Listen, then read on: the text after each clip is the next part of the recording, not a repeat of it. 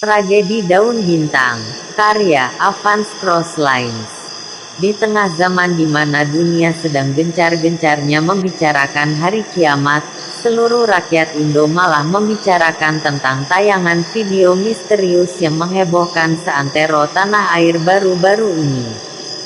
Aku pindah ke sebuah perkotaan bernama Rowton Hill di Java Island bagian barat sebulan yang lalu sebelum video itu beredar.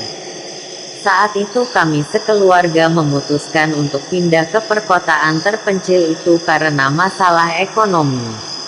Ayahku tak sanggup lagi membiayai aku sekolah. Bahkan untuk menghidupi kami sekeluarga saja sangat sulit. Ayah memutuskan pindah ke tempat itu karena biaya hidup di sana sangat murah. Dibilang kota rasanya tidak pas karena tempat itu berada di atas bukit dan masih banyak lahan-lahan kosong seperti hutan dan ladang. Tapi dibilang desa pun tidak pas karena suasana di sana seperti kota. Semua bangunan dari tembok batu bata, terdapat minimarket, stasiun televisi dan radio dibangun di sana karena sinyal TV nasional tak sampai ke sana. Mungkin sebutan perkotaan pas untuk tempat itu. Suatu hari, ketika aku menonton salah satu berita televisi lokal di sana, aku terkejut tentang berita beredarnya sebuah video misterius yang diberi nama video Hoshi, yang menggegerkan seisi kota. Dalam rekaman video itu, ditayangkan ada sebuah perkebunan ganja yang sangat luas, dan di sampingnya terdapat tentara-tentara Jepang berseragam hitam yang dibantai dan mayatnya diikat pada rumpunan bambu kering lalu ditancapkan di atas lahan pertanian. Kemudian ada seorang wanita muda, wajahnya dipenuhi oleh bintik-bintik hitam dan kelihatan setengah keriput seperti terkena penyakit. Dia memakai gaun hitam dan memakai topi wanita bangsawan. Kalau dilihat dari postur tubuhnya seperti umur 20 tahun. Rambutnya hitam kecoklatan bergelombang. Dia tersenyum saat dirinya direkam dalam kamera video. Dia berjalan ke perkebunan ganja tersebut, memetik sehelai daun ganja, menciumnya dan melemparkannya ke udara. Ladang ganja itu sangat luas. Tampak seperti surga bagi para penikmatnya. Aku sangat terkejut saat melihat video itu dan mungkin seluruh warga pun terkejut. Bagaimana mungkin di Indo ada ladang ganja seluas lebih dari 10 lapangan sepak bola seperti itu? Dalam tayangan video berdurasi 10 menit tersebut, aku merasakan kengerian yang amat sangat. Terasa aura yang sangat ganas dan mencekam dari video itu. Pembawa acara berita tersebut menuturkan bahwa video itu bukanlah direkam di Indo. Karena di Indo tidak ada tempat seperti itu. Bila ada ladang ganja seluas itu pasti pemerintah telah mengetahuinya. Lagi pula setelah ditelusuri ternyata wanita dalam video itu adalah seorang warga Malaysia. Namanya Phenom Phenom. Dia telah meninggal 11 tahun yang lalu akibat kanker kulit yang menyerang wajahnya. Aku dan orang tuaku tinggal di sebuah rumah yang berada di persimpangan jalan ujung dari Rowton Hill. Siang yang teduh itu aku putuskan untuk berjalan-jalan. Satu-satunya barang berhargaku adalah ponsel Nokia 6600 yang sedang aku genggam ini. Aku mempertahankannya agar tidak dijual ayahku. Aku berjalan menyusuri jalanan lengang tanpa kendaraan. Aku potret bangunan-bangunan tua di sana dengan ponselku tersebut. Tak terasa aku sudah berjalan cukup jauh dari rumahku. Aku melihat sebuah jalan yang menikung ke bawah bukit. Menurut seorang pria yang sedang menggendong anaknya mengatakan jalan tersebut menuju ke sebuah gereja tua yang berada jauh di kaki bukit. Aku yang penasaran berjalan ke sana untuk melihat gereja tersebut. Semakin berjalan ke bawah, jalanan beraspal itu kini berganti menjadi jalanan tanah berbatu yang sempit. Aku berjalan di bawah tanaman merambat yang meneduhi jalanan tersebut. Di samping kanan jalan itu aku melihat sebuah rumah bercat putih kecoklatan bergaya Belanda. Dengan cerobong asap berlumut dan jendela yang berdebu dan halaman yang penuh dengan dedaunan. Sepertinya rumah itu telah lama ditinggalkan. Aku potret rumah itu, dan di sanalah semua kejanggalan ini berawal. Foto rumah dalam ponselku itu sangat bagus. Catnya berwarna putih bersih dan rumah itu tampak terawat. Aku ubah ponselku ke kamera video. Aku rekam rumah itu dan ternyata sama dengan yang ada pada fotoku. Dalam ponselku, rumah itu tampak bersih, rapi dan indah, tetapi pada kenyataannya rumah itu sudah seperti sarang hantu. Di sebelah rumah itu ada sebuah ayunan yang tergantung pada sebuah pohon. Aku rekam ayunan tersebut, tapi bukanlah ayunan yang muncul dalam rekaman video di ponselku itu tetapi sekelompok orang. Lebih tepatnya tentara, dan aku sepertinya pernah melihat mereka semua dalam video Hoshi tersebut. Aku lihat baik-baik layar ponselku. Tentara-tentara berwajah Jepang tersebut memakai seragam dan topi hitam. Mereka berbaris rapi di sebuah lahan kosong. Tiba-tiba 5 orang wanita datang menghampiri mereka dengan mengenakan gaun dan kerudung hitam kecuali seorang wanita yang berjalan paling depan yang mengenakan topi miring bangsawan Eropa yang lebar. Aku kenal wajahnya. Fenom, ucapku pelan. Tiba-tiba wanita itu memandang ke arahku. Segera aku tekan tombol pause dalam ponselku yang sedang merekam. Tak sengaja aku jatuhkan ponselku itu ke tanah. Sebenarnya aku sangat takut dan ingin segera kabur dari tempat itu. Tapi aku berpikir satu hal. Bila aku menjual rekaman video penampakan ini ke stasiun TV, keluarga kami pasti tidak akan kekurangan lagi. Aku ambil ponselku dan aku tekan tombol, lanjut, dan kembali merekam ke arah ayunan tersebut. Dalam layar ponselku aku lihat tentara-tentara itu sedang duduk di tengah api unggun yang mereka buat. Kemudian wanita berwajah buruk itu menghampiri mereka satu persatu dengan membawa sebilah samurai. Dan tiba-tiba dia menusukkan samurainya ke tubuh tentara-tentara itu. Mereka tidak melawan, bahkan seorang tentara menusuk tubuhnya dengan tangannya sendiri. Mereka semua mati. Para wanita itu mengikat para tentara tersebut pada rumpunan bambu kering.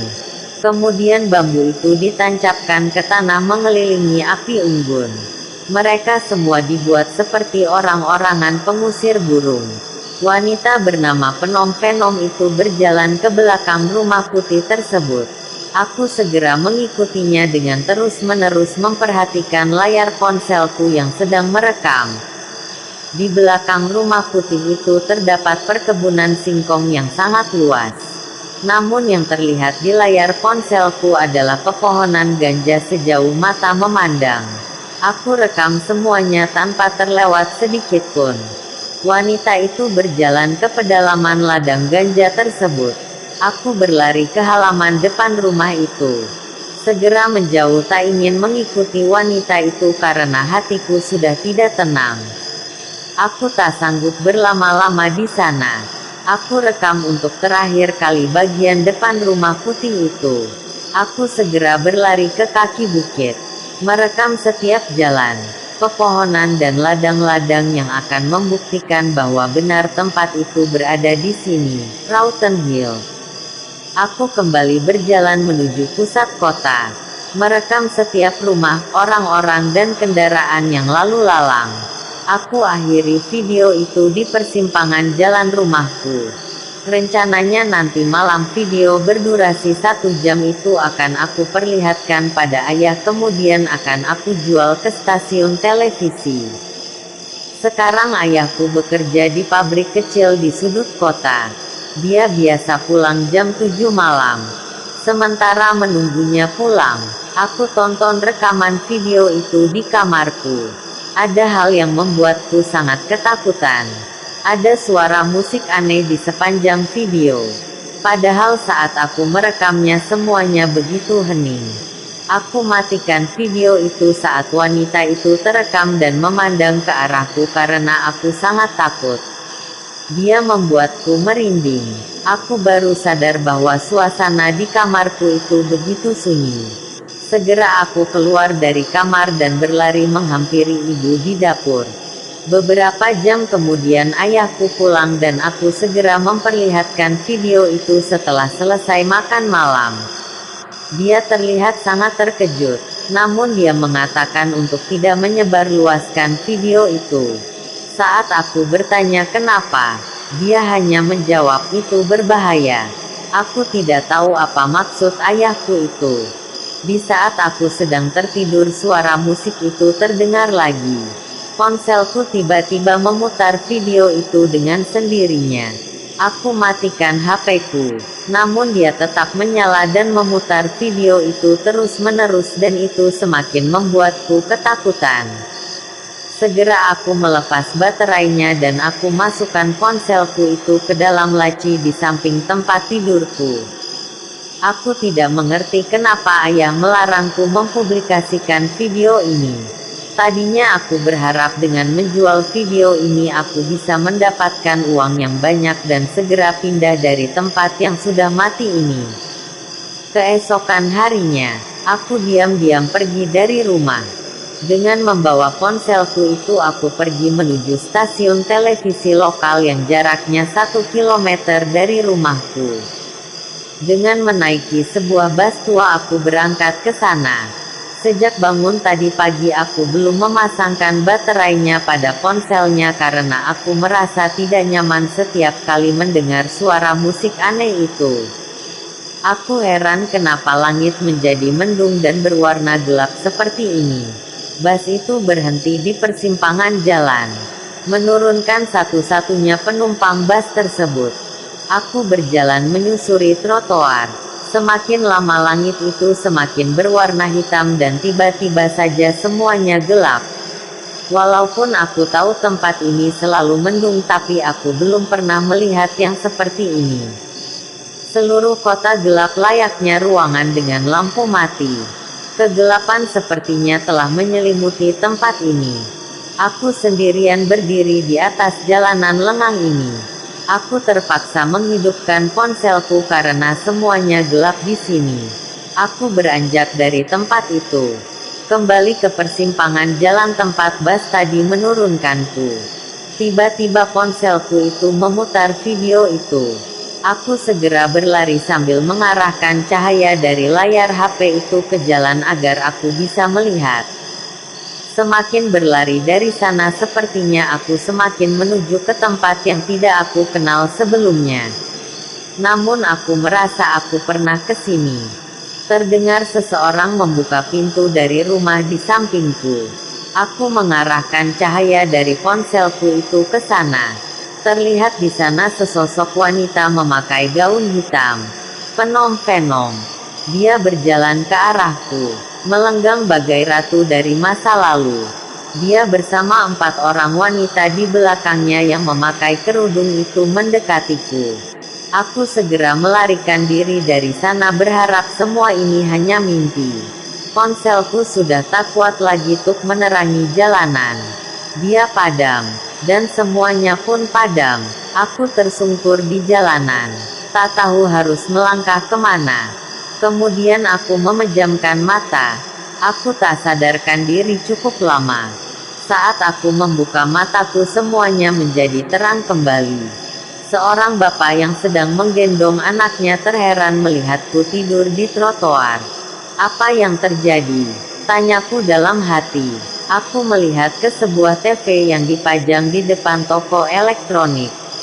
Gerhana matahari baru saja terjadi sekitar 10 menit. Namun bagiku gerhana itu terasa lama sekali. Aku nyalakan ponselku. Aku lihat video itu masih ada di sana. Namun semuanya hilang. Yang terekam di ponselku hanyalah rumah tua dengan ayunan di samping halamannya sementara di belakangnya hanya terdapat perkebunan singkong. Aku tidak mengerti apa yang telah terjadi. Jangan-jangan ini semua hanya ilusiku semata. Apa benar tempat itu ada?